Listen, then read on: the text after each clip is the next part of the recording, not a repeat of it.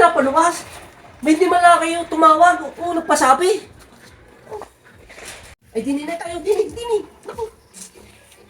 Baka tayo makita ni misis. Jo, ako dito natitira sa iyo. At ang ating bahay ay natulo pag naulan.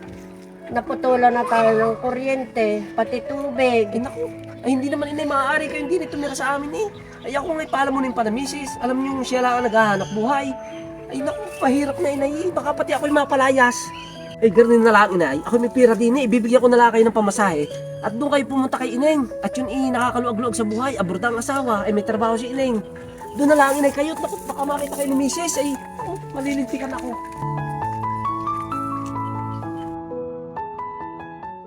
Ineng, pwede kang ako dito na tumira sa iyo. Naku, hindi pwede, Inay. At pag ako pumasok sa trabaho, ay walang maiiwan dito. Ay pag kayo nandito lang mag-isa, kung ano-ano kinukulinting ninyo, baka mamay makasunog pa kayo. Hilig pa naman kayo magpapasok ng ibang tao. Ay marami naglalako dito. Baka mamaya ay mapagkape nyo pa.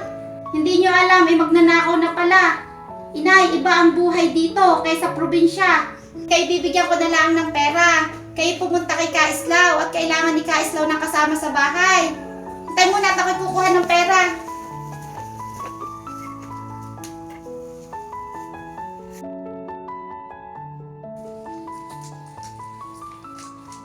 Tapos, Inay! Putit na pagalaw kayo! Pasok kayo! Pasok kayo! Anong gusto niyong inumin? Kape? Juice? tubig na laang.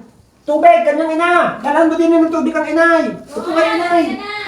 Pasensya na kayo inay at kami hindi nakakadalaw. Eh, salamat at kami na dinalaw ninyo.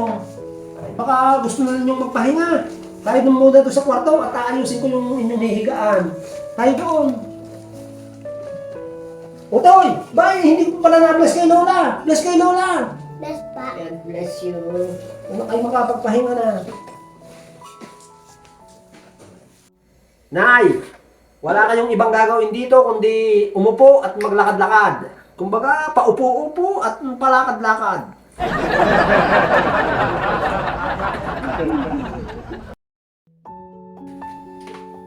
Nay! Nay! Ha? Baka kayong alay na diya ka uupo. Ay kayo maglakad-lakad naman. Oh, dala ninyo rin.